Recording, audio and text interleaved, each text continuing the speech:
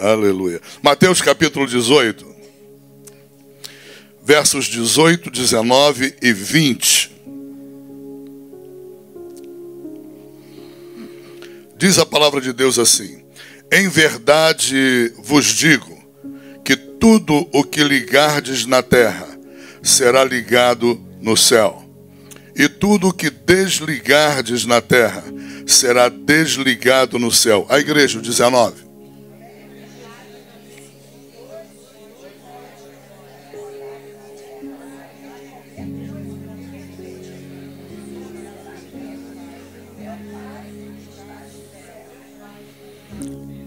Todos nós ouvintes. Porque onde estiverem 2 ou 3 reunidos em meu nome, aí estou eu no meio deles. Amém? Podem tomar assento em nome de Jesus. Em outras palavras, a oração de concordância, ela não tem nenhum valor se não houver unanimidade na igreja, se não houver harmonia com o Espírito Santo, com a palavra de Deus. Não se ponham num entendimento de um nível infantil, achando que por você estar orando com alguém, na presença de alguém, junto com alguém, e esse alguém está em concordância com você, que por isso Deus vai atender os pedidos. Não. É necessário que haja harmonia, unanimidade. É necessário que o Espírito esteja produzindo a unanimidade entre as pessoas. Foi claro? Não reduzam essa compreensão. Ok? Bom, a palavra de Deus diz no versículo 18 que tudo o que ligardes na terra será ligado no céu. Ou seja, a palavra de Deus está dizendo isso para a igreja. Tudo que a igreja ligar na terra será ligado no céu. Ou seja, Deus espera voz de comando da igreja. E depois a palavra de Deus vai dizer que tudo que a igreja desatar ou desligar na terra será desligado no céu. Também, tanto no atar, ligar, ou no desligar, Deus vai esperar a voz da igreja. Por que razão? Porque Deus, nos capítulos 1 e 2 de Gênesis, Deus concedeu o domínio da terra para o homem. O domínio foi entregue ao homem. A administração da terra foi entregue ao homem.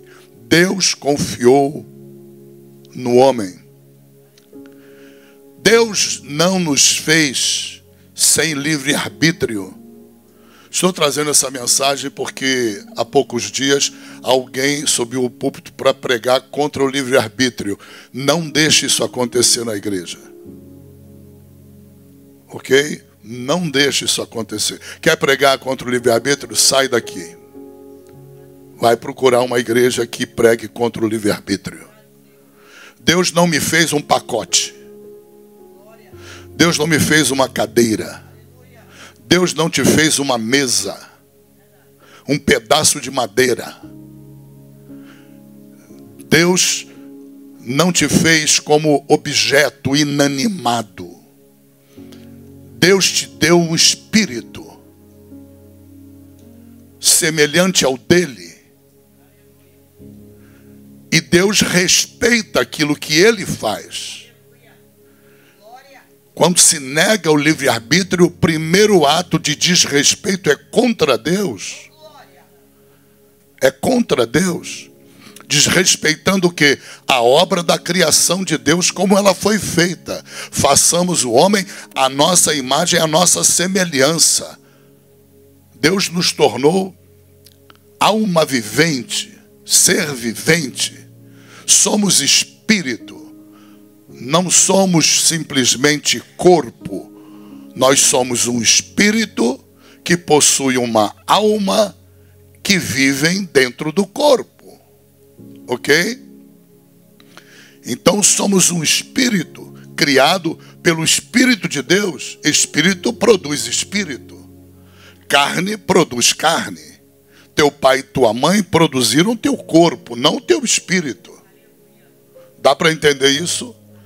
Teu pai e tua mãe nunca produziram você. Produziram o corpo para você morar dentro dele. Quem foi lá na concepção e colocou o espírito foi Deus. O criador de você é Deus. Ele é teu pai, ele é teu criador. A participação de teu pai e tua mãe terrenos foi no teu corpo. Porque carne produz carne. Carne não produz espírito. Carne não produz alma. Todos estão entendendo isso? A Bíblia diz que os mistérios de Deus, ou do reino dos céus, são para nós, a igreja. O ímpio não entende isso. Pode explicar 200.000 vezes que ele não alcança. Porque isso é revelado pelo Espírito. Não é pela sabedoria humana. Entenda em nome de Jesus Cristo. Deus te fez com livre-arbítrio porque Ele te fez espírito igual a Ele. E Ele respeita a maneira com que Ele te fez. Ele respeita. Ele respeita, Ele apoia, Ele cuida, Ele zela pelo homem. E deu espírito ao homem para que o homem tivesse liberdade de escolha. Se o homem quiser rejeitá-lo, bater no peito e dizer, sou ateu, Deus, assim seja. O comando vem da terra. Deus, assim seja. Seja conforme a tua crença. Tua crença é de um ateu, um agnóstico. Você acha que você é produto do macaco? Amém. Viva e morra nessa fé. E depois espere a consequência depois da morte. É importante nós compreendermos que, do ponto de vista do versículo 18, quem governa a terra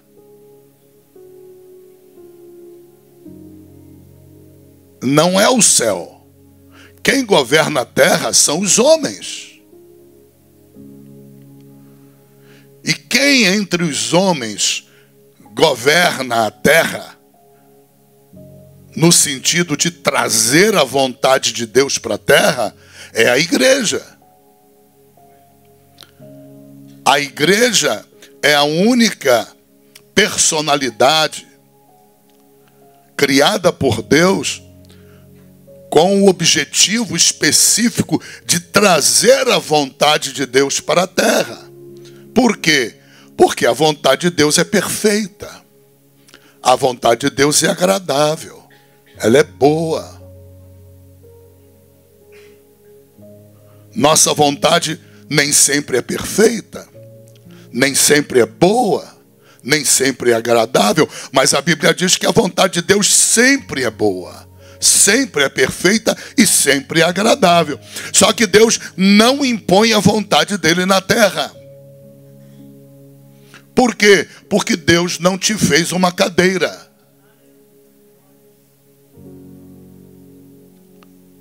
Se Deus tivesse te feito uma cadeira não te restringe. Se Deus tivesse te construído como constrói-se uma mesa, um ser inanimado, despido de alma, despido de espírito.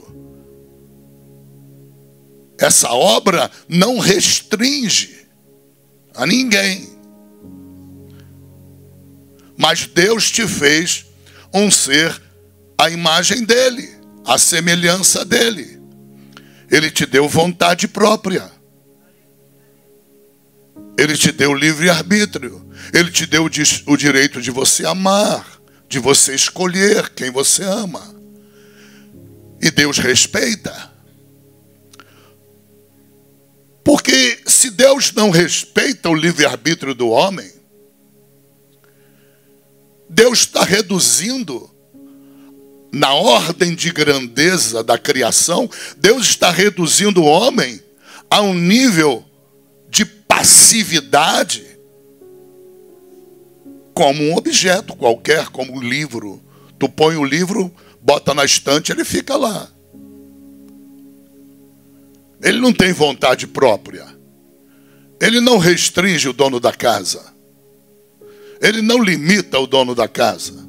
Ele fica onde é colocado. A cadeira fica onde é colocada.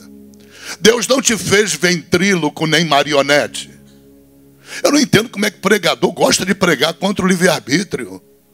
Parece que o camarada tem um instinto de autoexecução de todas as bênçãos de Deus na vida dele.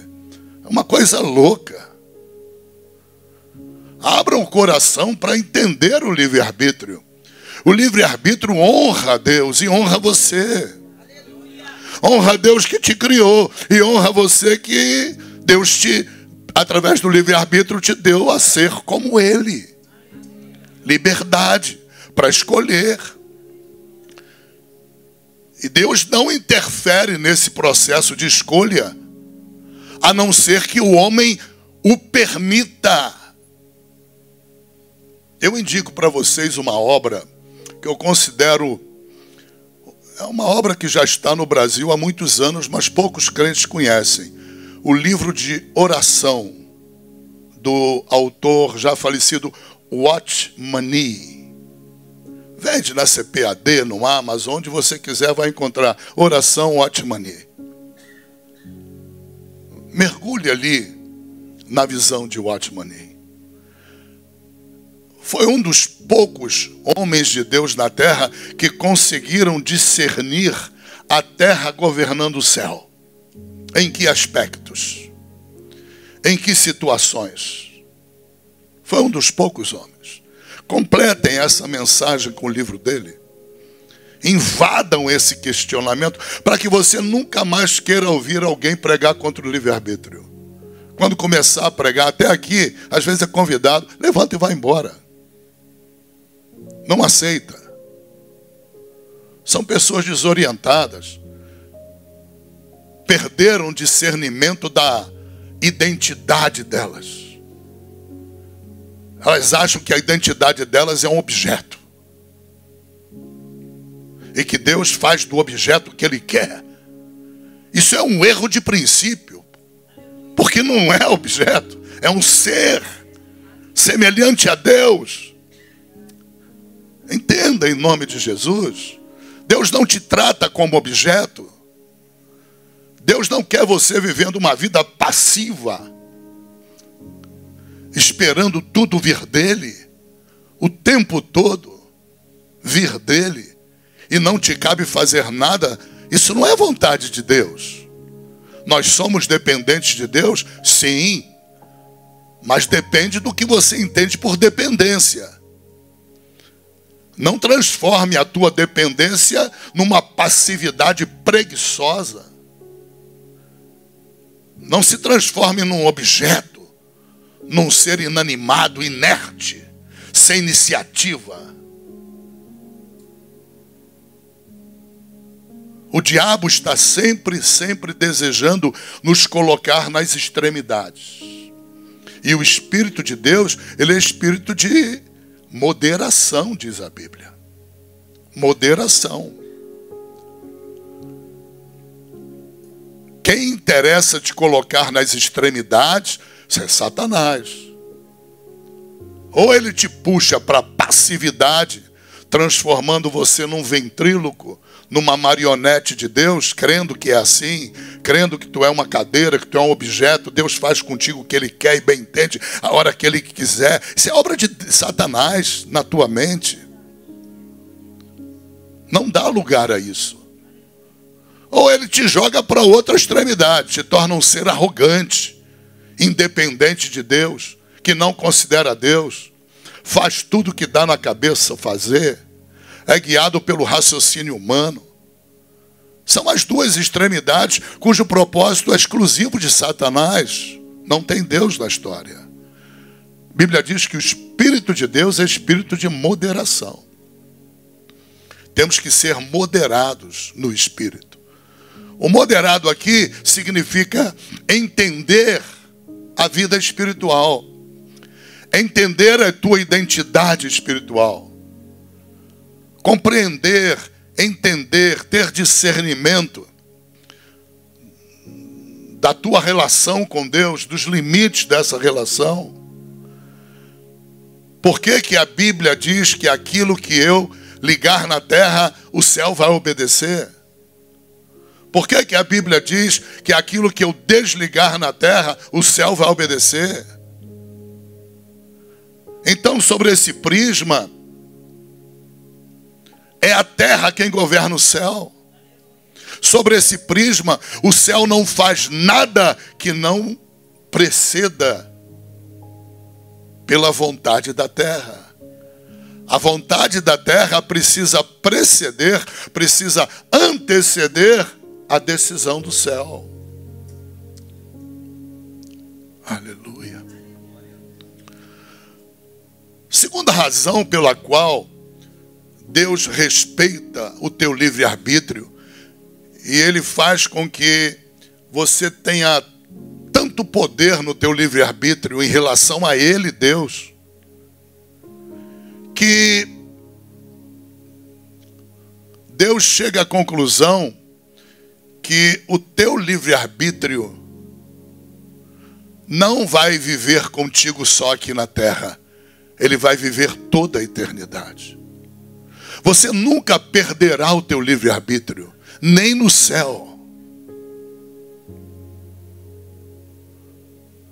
Ah, pastor, o senhor quer dizer que lá no céu então eu vou poder pecar? Não, tu não vai pecar. Sabe por que tu não vai pecar? Porque Deus já te treinou na terra. Treinou a quê? A fazer a vontade dele. Mesmo tendo livre-arbítrio na terra, você é treinado diariamente a fazer a vontade dele, a buscar a vontade dele. Você é treinado por Deus todos os dias da tua vida, desde a hora que você acorda até a hora de dormir, você está sendo treinado por ele a não desobedecê-lo, a não violentar a vontade dele. Porque ele te obriga? Não. Simplesmente porque ele te faz compreender que a vontade dele é a melhor vontade para a tua vida. Ele te faz compreender que a vontade dele é preciosa para a tua vida. É boa, é agradável, é perfeita para a tua vida.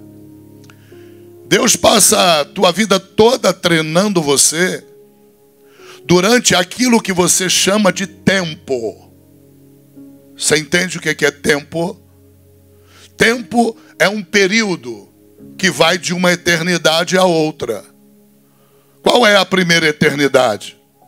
É a eternidade que existia sem que houvesse tempo. Houve uma época, numa história antes do universo existir, que havia uma eternidade. Deus vivia naquela eternidade. Pai, Filho e Espírito Santo. Quando Deus criou o mundo material, Ele criou o tempo para esse mundo material.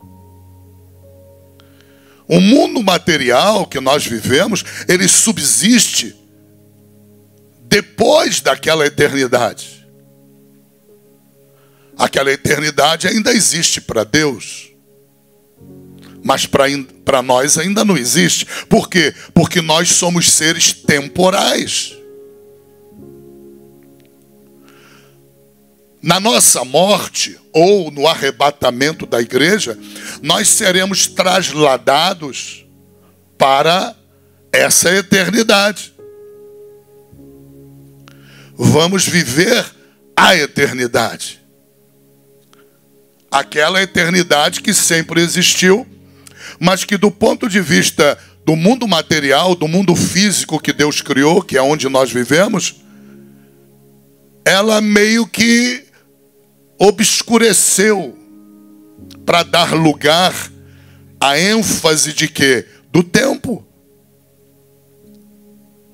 Então Deus é um ser atemporal que também vive no nosso tempo. Mas antes de existir o nosso tempo, ele vivia na eternidade, como vive também hoje na eternidade. Mas do ponto de vista do nosso entendimento, do ponto de vista da nossa capacidade de fazer essa xícara compreender a mente poderosa de Deus, entenda assim: houve uma eternidade, depois veio o tempo. Quando acabar esse tempo, virá uma segunda eternidade. Na verdade, não existe uma segunda nem uma primeira, tudo é eternidade. Dá para entender? Mas, como nós somos temporais, com a nossa morte ou arrebatamento, nós adentraremos a essa outra eternidade. E nós entraremos nessa outra eternidade com o nosso espírito, com a nossa alma. O corpo não, vai para o cemitério. Ninguém vela a pessoa que morreu. Vela o corpo. A pessoa que morreu já partiu. Já foi embora. O corpo volta para o pó. A alma funde-se ao espírito, forma uma única personalidade. Deus, quando chegar no céu, vai dar um corpo glorificado. Você vai ter um corpo semelhante ao de Cristo Jesus para viver a eternidade. Será o corpo da tua eternidade. E o espírito que você leva é esse espírito. Espírito que Deus deu livre-arbítrio. Você leva esse espírito que é você para o céu. Com o livre-arbítrio. Você vai ter o livre-arbítrio no céu.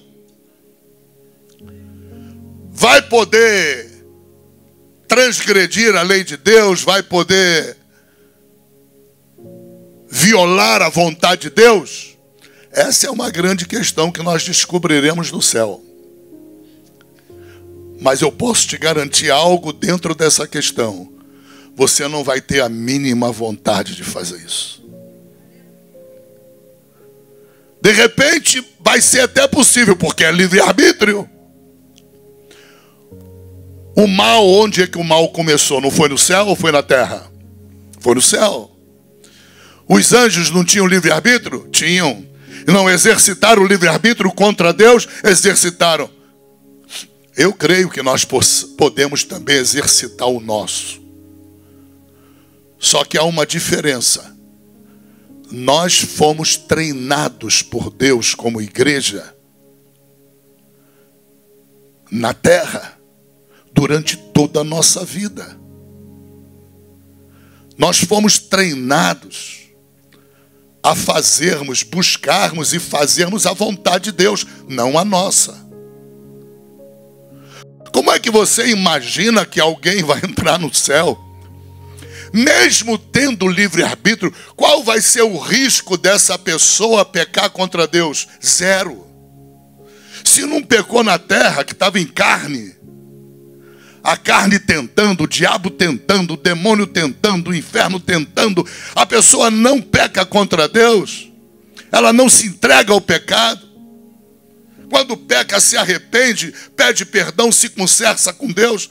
Como é que você pode crer que essa pessoa depois, despida da carne, o diabo vencido, derrotado, largado no lago de fogo e enxofre, os demônios queimados no lago de fogo e enxofre, como é que você crê que essa pessoa vai querer pecar? Não tem como. Pelo menos na minha xícara não cabe essa ideia. Por causa do treinamento brabo que você teve na terra. Você teve que renunciar tudo na carne. Você teve que renunciar a muita coisa que procedia do diabo. Entenda em nome de Jesus. Quando você estiver nessa segunda eternidade, oh glória, o diabo já está queimado no lago de fogo. Os demônios também. Tua carne evaporou. Ficou lá no cemitério para a parentela ter o que chorar. Entenda.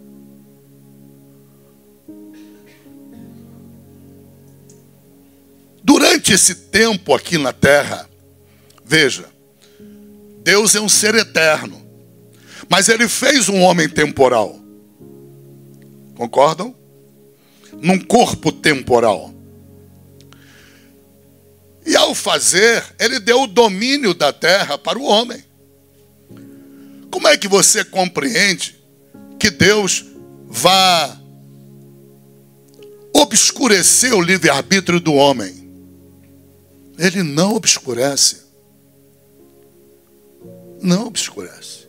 Quando você abre a tua Bíblia em Êxodo 17, versículos 9 e 11, você encontra uma grande prova bíblica de tudo isso que eu estou falando.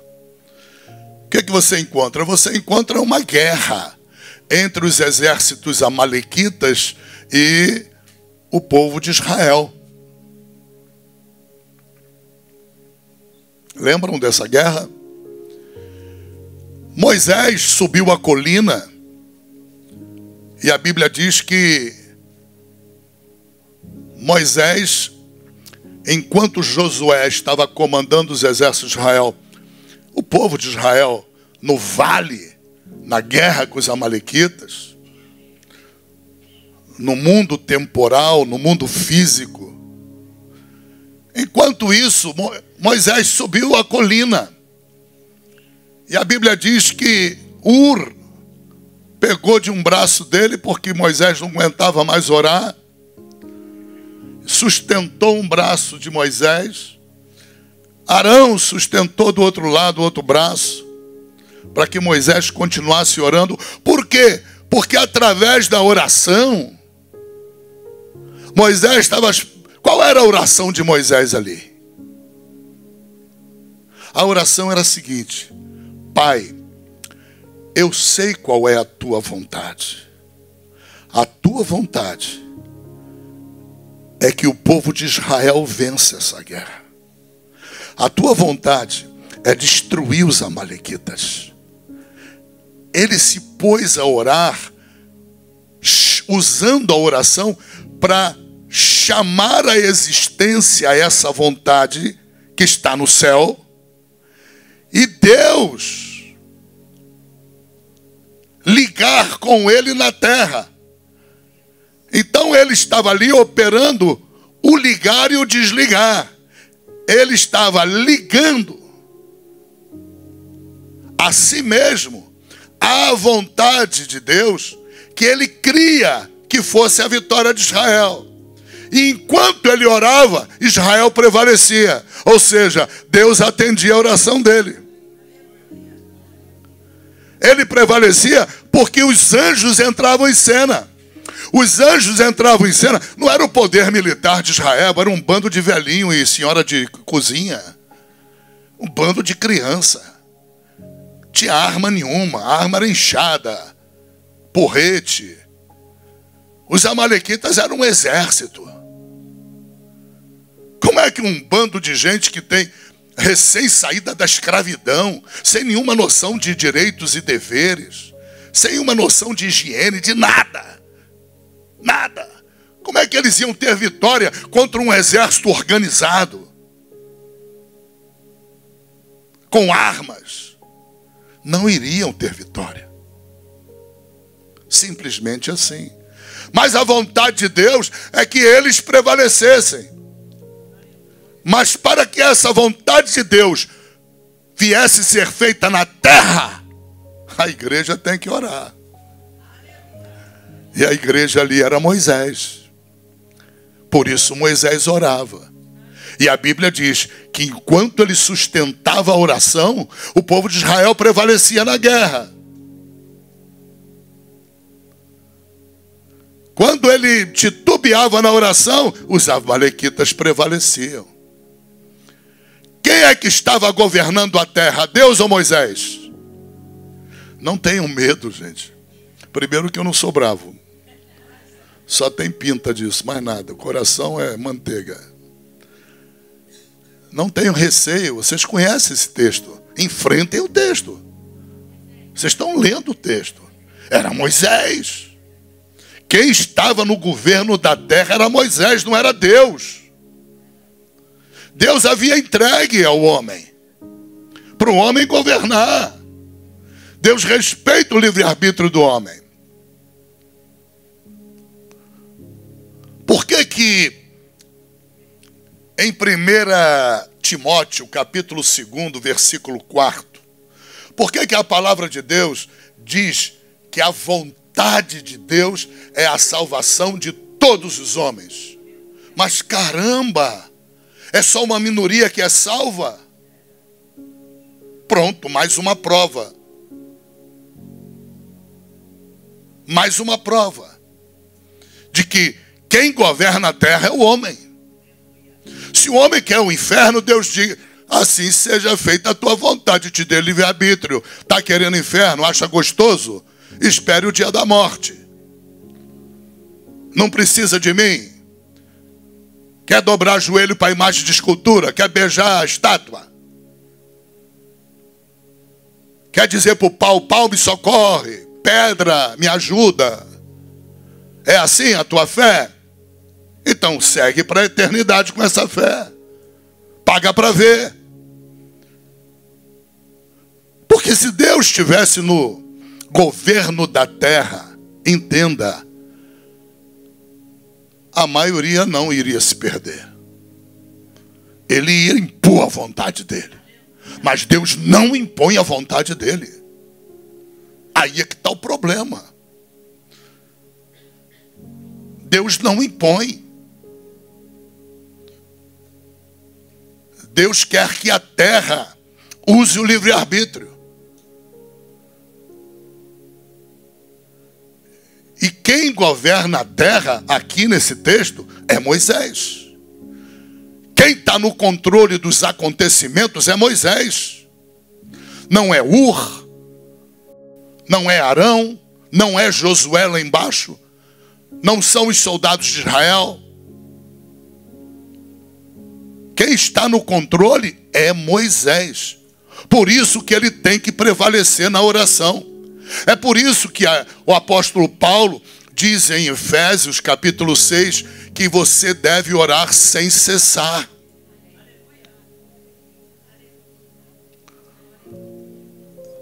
Porque Deus deu o poder a Moisés. Ele deu o poder à igreja. Dá para entender? Novo Testamento. Ele dá o poder à igreja. O que você entende pela expressão ministério da igreja na terra? Há pessoas que têm um entendimento muito resumido e reduzido, onde elas entendem que é evangelizar. Esse é o ministério da igreja na terra. Olha, o ministério mais importante da igreja na terra não é evangelizar. Não é cumprir o ID de Jesus. Não é.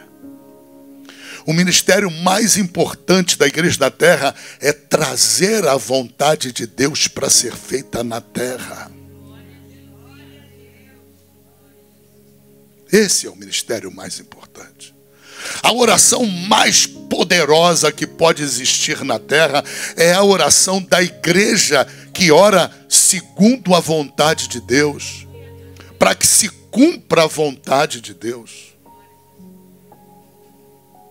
Porque ela é a vontade perfeita. É importante o ID de Jesus? Muito, muito, muito importante. A função primordial da oração dos cristãos, a função primordial da oração da igreja, a função primordial, essencial, indisputavelmente principal, é trazer a vontade de Deus para a terra. Do ponto de vista individual, trazer a vontade de Deus para a tua vida.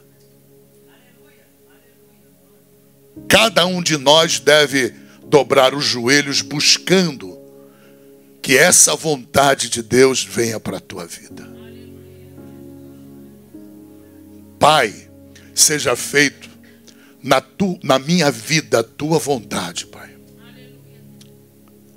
Assim como a tua vontade é feita no céu. A minha oração, Pai, é que a tua vontade seja feita na terra, assim como a tua vontade é feita no céu. Veja, o poder de atar e desatar está nas mãos da igreja. Está nas mãos de Moisés. Ezequiel 36 e 37. Abram lá. Mais um texto sagrado. Profeta Ezequiel 36 e 37.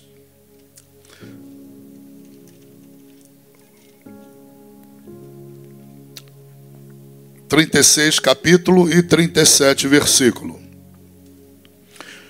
Diz assim: assim diz o Senhor Jeová, ainda por isso me pedirá a casa de Israel, que lhe faça.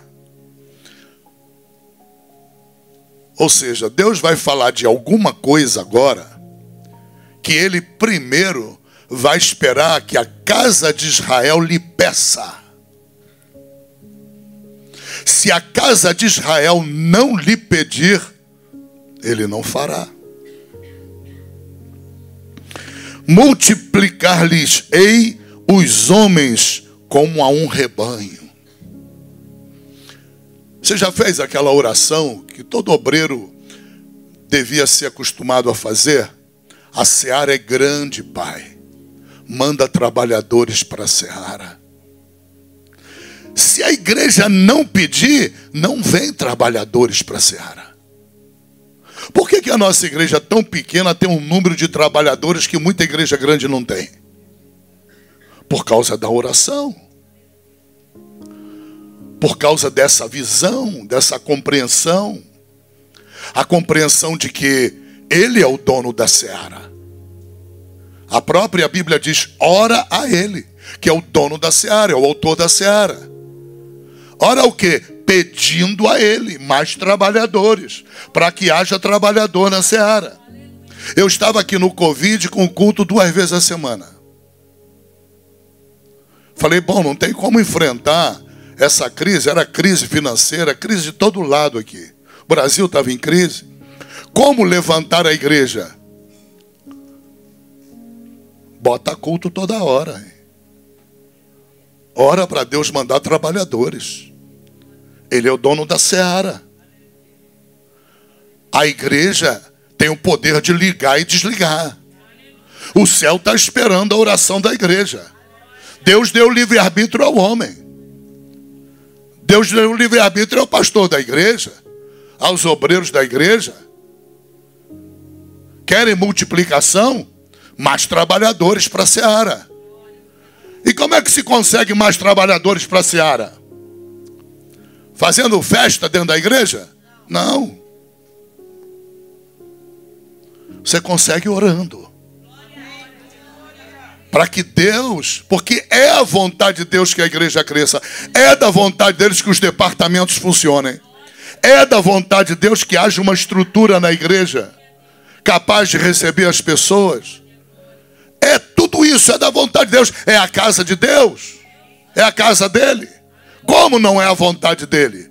Agora, ele não fará nada sem que a igreja ore. Porque quem governa o céu é a terra.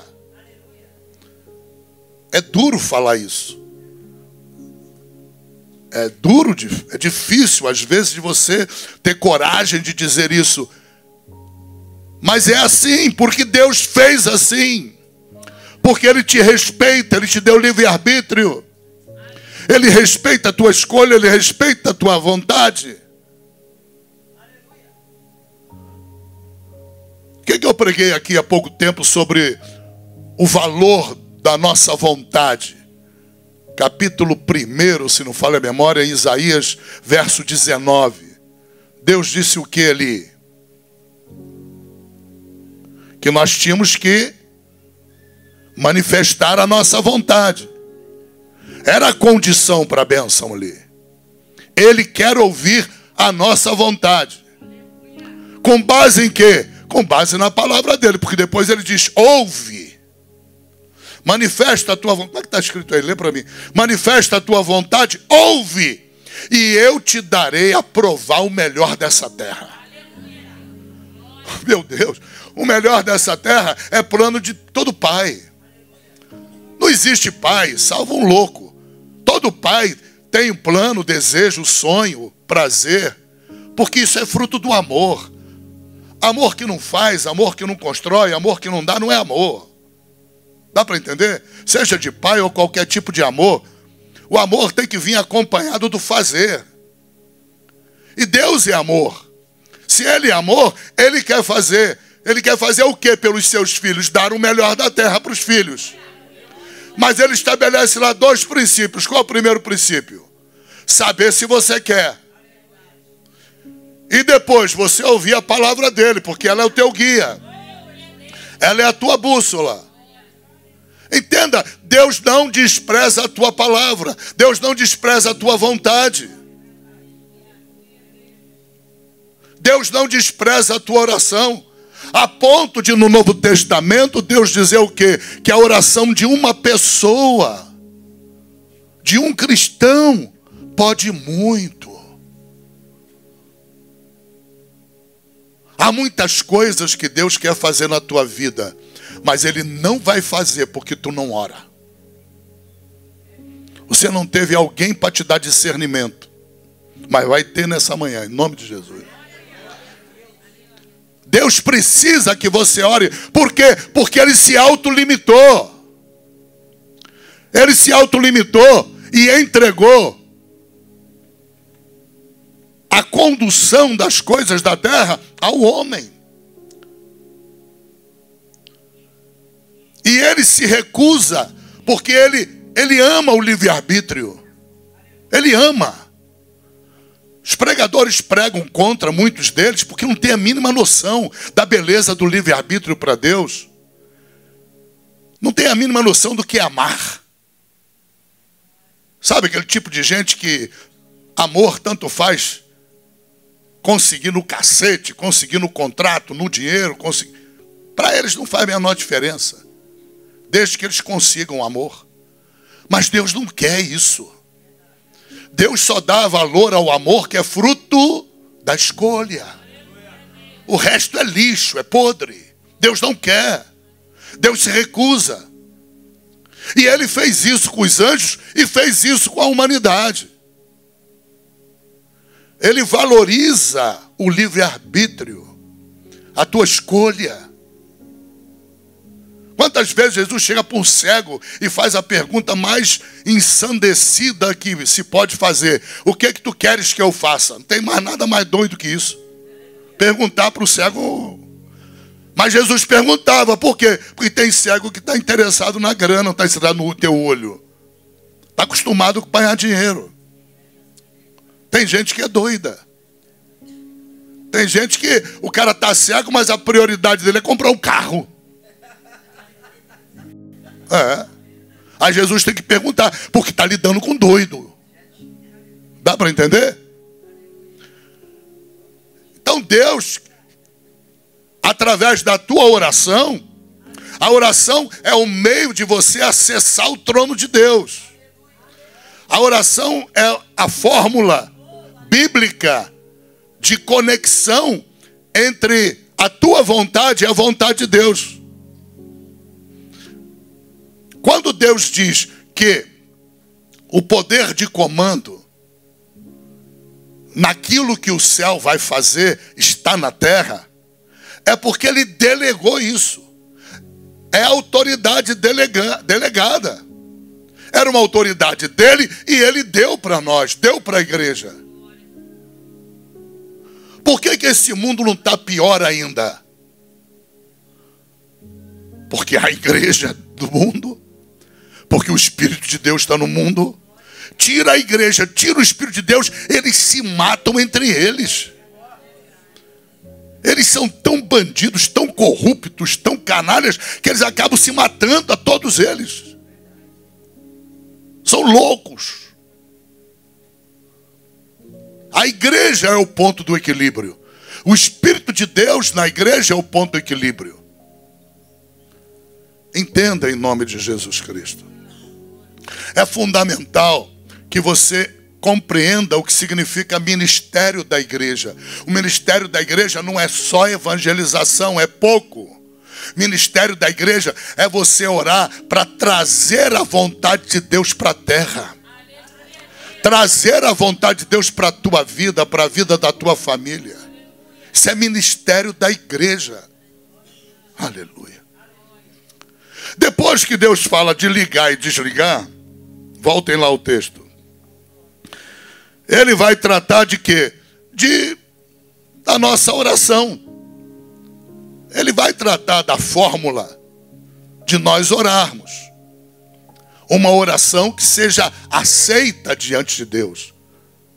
Ele vai tratar da maneira pela qual nós vamos interferir nesse processo, junto a Ele. Ele diz: também vos digo que se 2 de vós concordarem na terra acerca de qualquer coisa que pedirem, isso lhes será feito por meu Pai que está nos céus. Cuidado com esse versículo, ele é extremamente perigoso. As pessoas criam a oração de concordância, ainda dão um nome à oração. Tem nada de concordância aqui. Aqui é unanimidade. Por quê? Porque mais importante que o 19 é o 20. Quem vai conceder a vocês a interpretação do 19 é o 20. E no 20 está escrito o quê? Que onde 2 ou 3 estiverem reunidos, o Espírito está no meio deles. Reunidos em meu nome, em nome de Jesus, o Espírito está no meio deles. Então, não é uma oração de concordância. Veja, tirem a ideia de concordância e joga no lixo. Deus quer unanimidade.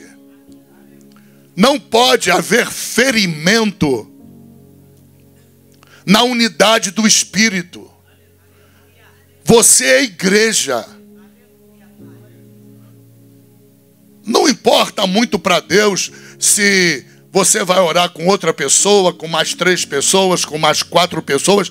O importante para Deus é que o assunto que vai ser orado é um assunto que tem unanimidade na tua igreja. Tem unanimidade entre as pessoas, entre os cristãos que professam a tua fé. Por que a unanimidade? Por causa da presença do Espírito. A presença do Espírito, porque a reunião de oração é uma reunião séria, é uma reunião entre cristãos de uma mesma igreja ou de igrejas diferentes, não importa, mas estão em unanimidade, estão numa mesma visão, numa mesma compreensão. Deus está dizendo: onde 2 ou 3 estiverem, o meu Espírito vai estar no meio deles, porque eles vão estar ali em nome de Jesus. O Espírito de Jesus se faz presente. Deus quer ver a unanimidade espiritual, a harmonia espiritual. As orações dessas pessoas precisam ser orações como música em harmonia para os céus. Dá para entender? Não pode ser samba do moreno, do branquinho doido, não. Deu para entender? Não pode. Não pode ficar cruzando espada com o irmão que está orando. Às vezes eu paro de orar aqui com algumas pessoas porque fica cruzando espada comigo. Vai cruzar com o diabo. Dá para entender? Fica cruzando. Vai cruzar a espada, Deus não vai ouvir nunca. Eu vou fazer sacrifício de tolo? Vou orar com quem não está em unanimidade comigo? Não faz sacrifício de tolo. Se a pessoa não tem unanimidade no espírito, se ela não tem unanimidade, se ela não tem unidade de espírito contigo, com a igreja, não ora com ela, sai de perto, é sacrifício de tolo. Porque esse pedir o que quiser e Deus vai fazer, depende do 20. Depende da unanimidade. Depende do Espírito estar no meio. E o Espírito está no meio para quê? Para trazer harmonia àquilo que a terra deseja. Àquilo que as pessoas estão orando. Tem que haver harmonia. Por que você acha que Deus até hoje não ouviu a oração da igreja no Brasil e não interveio aí nessa cachorrada que está o governo aí? Bando de bandidos. Para todo lado. Por que Deus não interferiu? Não ouviu a oração da igreja? E olha que é uma das maiores igrejas do mundo. Sabe por quê? Porque a igreja está dividida também. Você concorda comigo ou não? Tá. O que tem crente sem noção? O cara vota pensando na pança dele. Ele vota pensando naquilo que vai dar um dinheiro por baixo dos panos para ele. Está lá querendo saber de pátria. Está lá querendo saber de povo. O povo que ele quer é aquele lá do prato que se come, né? Entendeu? Esse povo que ele gosta. É igreja dividida. É crente calado, esperando oportunidade. E a quantidade é inumerável. Aí Deus não ouve. Não é que ele não tem uma vontade para o Brasil. Ele tem. A vontade dele é boa, é perfeita. É agradável. Mas ele não pode impor a vontade dele quando a igreja no Brasil está dividida. Uma parte é corrupta, a outra parte não é. Uma parte vende os dízimos e oferta para comprar boi, para comprar gado. Para comprar para patrimônio. Eu estava morando em Sunny Isles Beach, na América, num edifício modesto, e de frente ao meu edifício está lá um edifício da Porsche, um apartamento por andar. Os caras botavam automóvel na sala, no andar deles. Milhões e milhões de dólares. E um pastor comprando aqui de uma grande igreja do Brasil, não vou citar o nome, por ética. Sem mínimo arrependimento. Pegou o dinheiro dos crentes e foi morar em Sunny Isles Beach, no edifício Porsche mais caro de Miami. O outro vai comprar vaca aos milhares, aos milhões, e não quer saber nem de pagar aluguel das igrejas.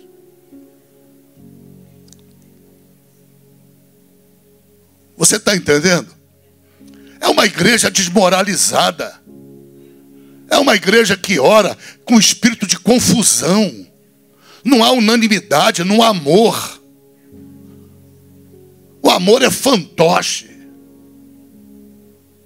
Isso é sério. Vamos examinar, vamos cortar na carne. Vamos cortar em nós. Como é que Deus vai operar? Não tem base, porque a Bíblia diz: também vos digo, se dois se concordarem na terra acerca do que será feito, pedirem isso, lhes será feito por meu Pai que está no céu. Por quê? Porque onde estiverem dois reunidos em meu nome, olha a unanimidade aí, em nome de Jesus, o meu Espírito está no meio deles. A unanimidade, a harmonia. Harmonia com o Evangelho, harmonia com a Bíblia, harmonia com a vontade de Deus. Sem essa harmonia, Deus não ouve a oração. Entenda. Entenda isso em nome de Jesus Cristo.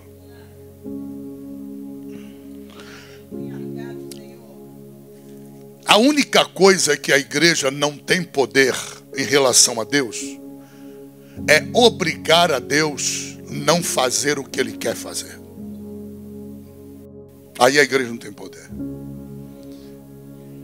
A igreja não tem poder para restringir Deus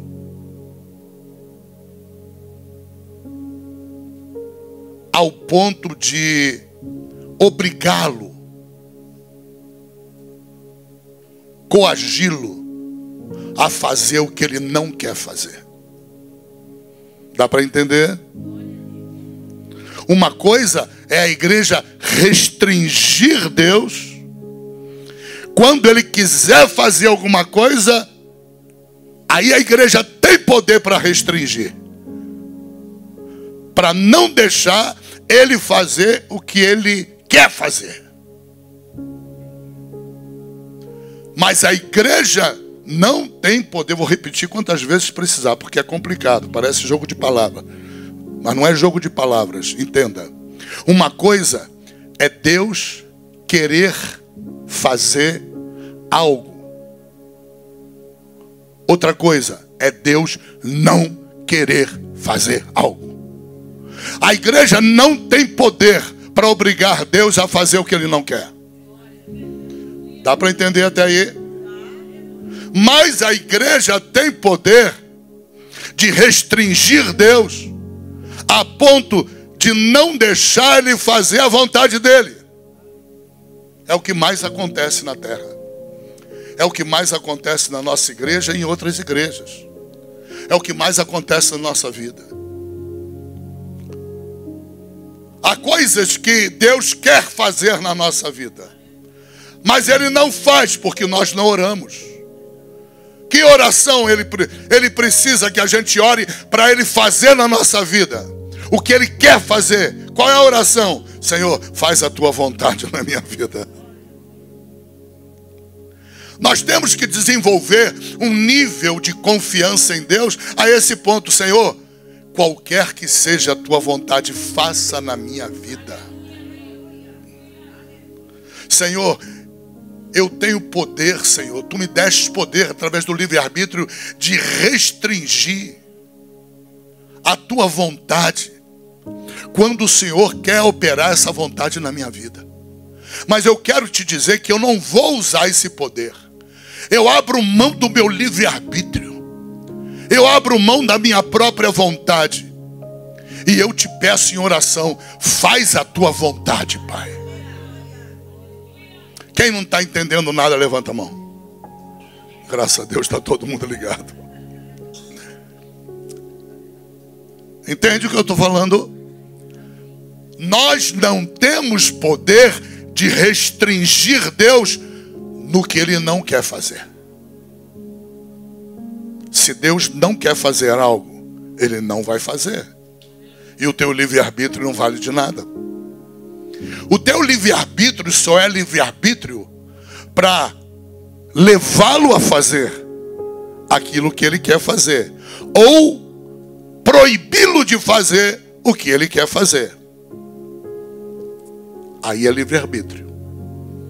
Agora, o teu livre-arbítrio não tem poder de obrigar Deus a fazer o que Ele não quer. Uau! Escreve isso numa folha. Medita nisso, porque isso é profundo. E isso vai dar norte às tuas orações. Isto vai dar parâmetro, baliza para as tuas orações, em nome de Jesus Cristo. Outra coisa para encerrar.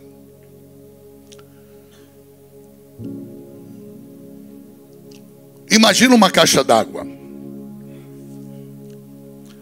cheia, transbordante de águas.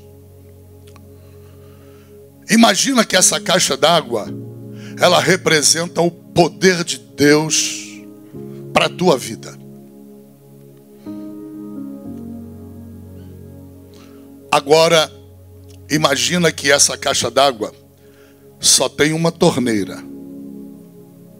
E a torneira é a tua vida.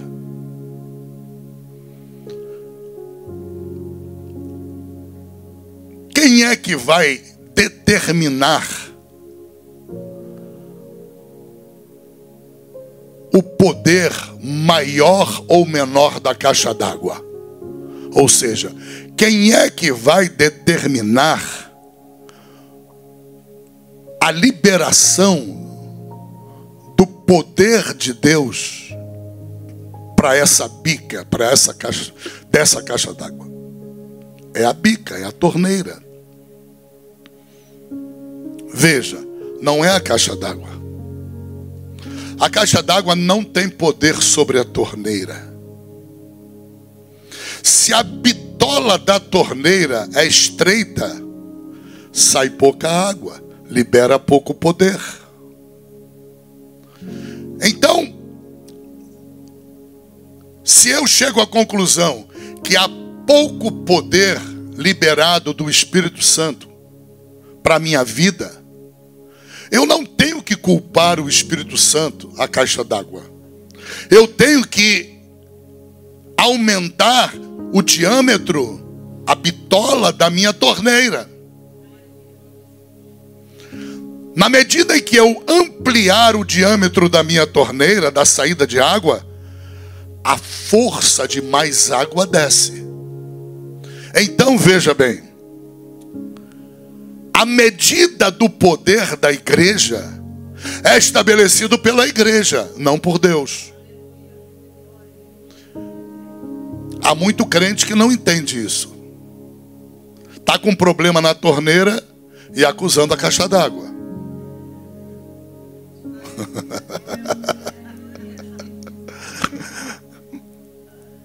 Está entendendo? Aleluia. A medida do poder da igreja está na torneira. Se eu amplio a bitola da torneira, há uma liberação de mais poder para a igreja. Mais água vai descer da caixa d'água. Mas se eu estreito a bitola, lembra Eliseu falando com aquela viúva desesperada? Ela estava endividada, com risco de perder os filhos. Os credores vinham buscar os filhos, porque a dívida que o marido dela deixou era grande.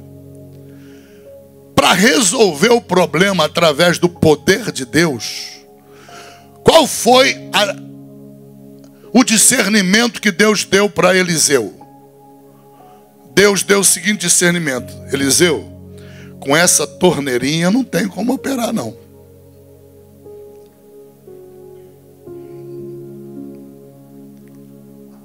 A saída de água está muito pequenininha. Eu preciso de espaço na vida dessa senhora para operar na vida dela. Ela não me dá espaço. Quando Eliseu teve esse discernimento, o que ele disse para ela? Vai junto aos vizinhos, pega vasos, mas não pega pouco não. Porque o teu problema é grande. E para um problema grande, só um grande milagre.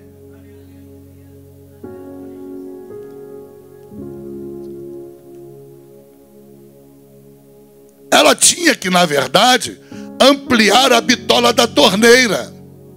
A caixa d'água do poder de Deus estava plena, pronta para descer de enxurrada na vida dela. Mas ela estava travando o poder de Deus. Esse é o problema de muita igreja, pode ser o da nossa. Nós estejamos travando o poder de Deus, e o poder de Deus é imenso sobre essa igreja. Ele é imenso. Os milagres que Deus quer operar são imensos. A realidade espiritual sobre a tua vida é de imensidão. O que Deus quer fazer na tua vida é te dar a provar do melhor da terra. Mas o problema está dentro da tua casa. O problema está no teu coração. O problema está na tua vida. Está na minha vida. Estava na vida daquela senhora. Por isso que Eliseu falou: vai apanhar vasos. Apanha tudo que tu encontrar.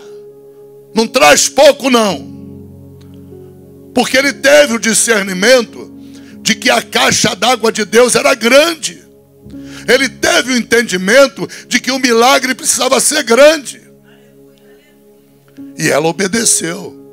Ela ampliou a bitola da torneira dela.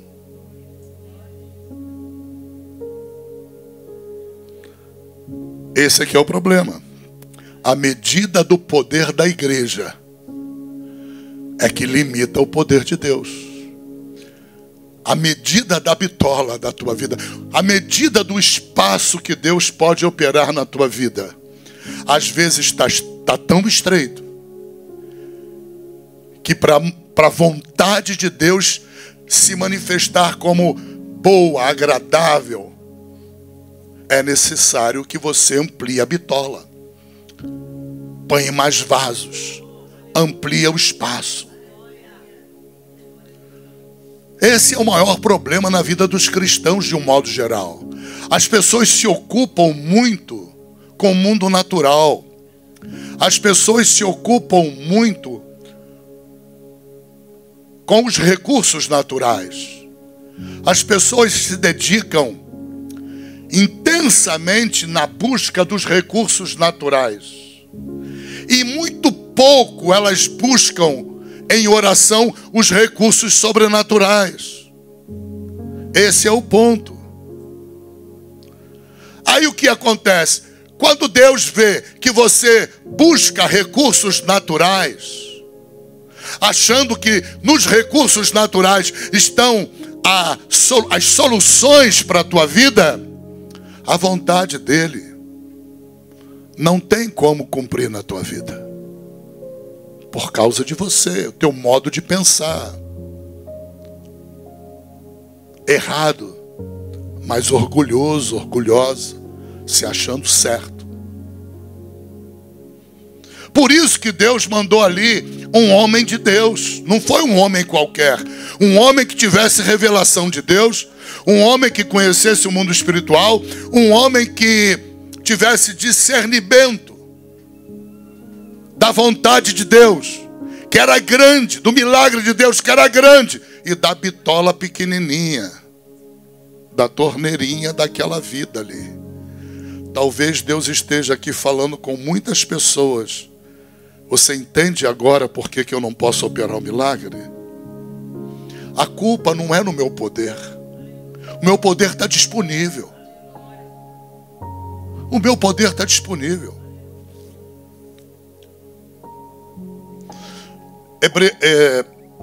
Efésios 3:20 diz: ora àquele, do verbo orar, né?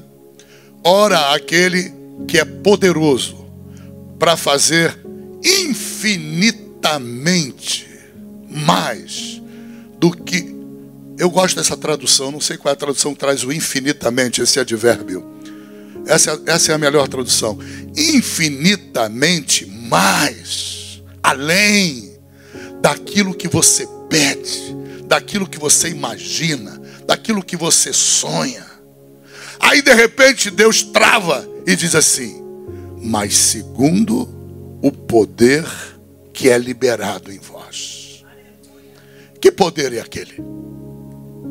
É a caixa d'água. É a caixa d'água.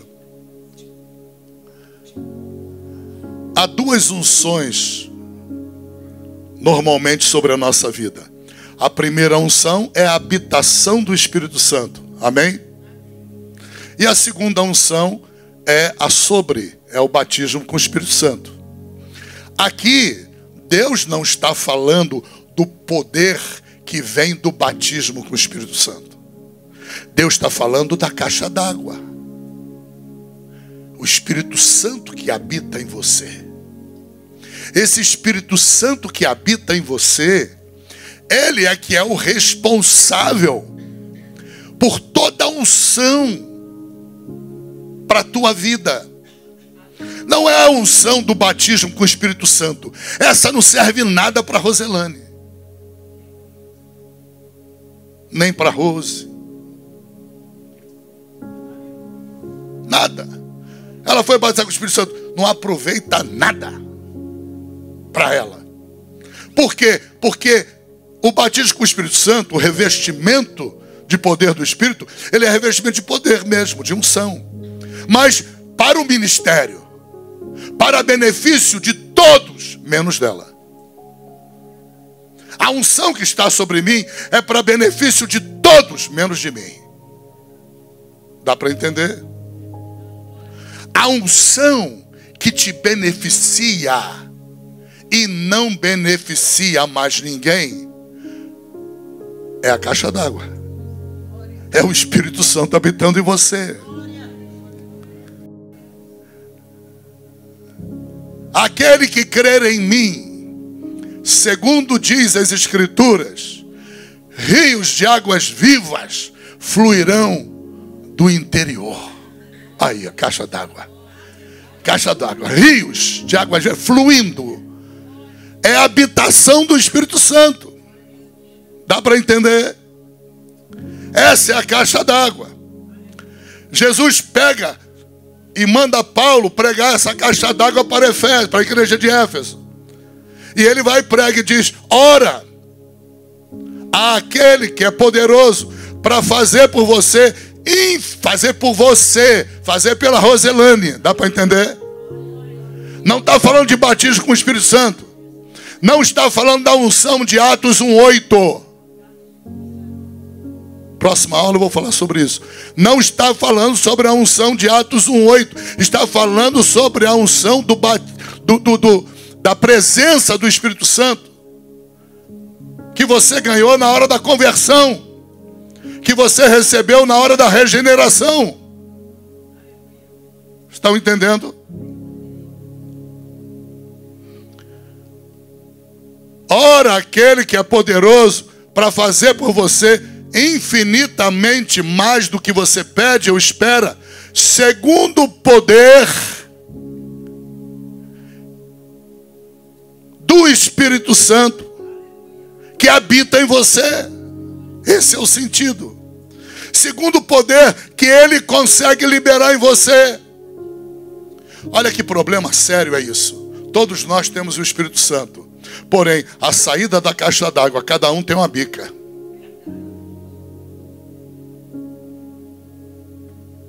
E essa bica não é natural. É espiritual.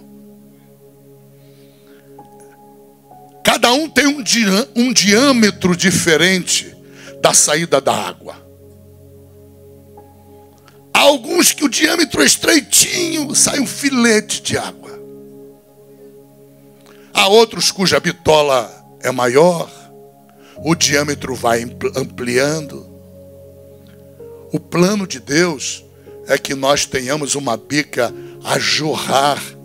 Não só bica, bica é um sinal bem abaixo daquilo que a Bíblia diz. A Bíblia fala de rios de água viva. Aleluia. Entenda em nome de Jesus. Não apague essa mensagem da tua vida, do teu coração. O poder de atar e desatar está em você. O poder de ligar e desligar está em você. Deus te deu livre-arbítrio.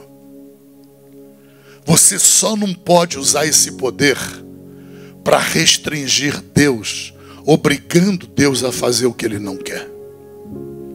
Mas você pode restringir Deus. Cuidado com isso. Deus te deu o poder para você restringi-lo quando Ele quer fazer na tua vida e você não deixa. Tem muita gente que usa o livre-arbítrio e restringe Deus para seu próprio prejuízo. E ainda se culpa Deus da história. Ainda bota no caderno de Deus. bota na conta de Deus. Fica triste, deprimido, deprimida, cabrunhado, fraquinho espiritual, fraquinha, desanimado, entristecido, com Deus, quando Deus não tem culpa nenhuma. Ele te fez com livre-arbítrio. Ele não se arrepende. Ele te deu o direito de escolher. Ele não se arrepende. Ele não te tratou como uma cadeira. Tu não é uma mesa para Deus. Tu não é um livro que joga na estante e fica lá inanimado. Não.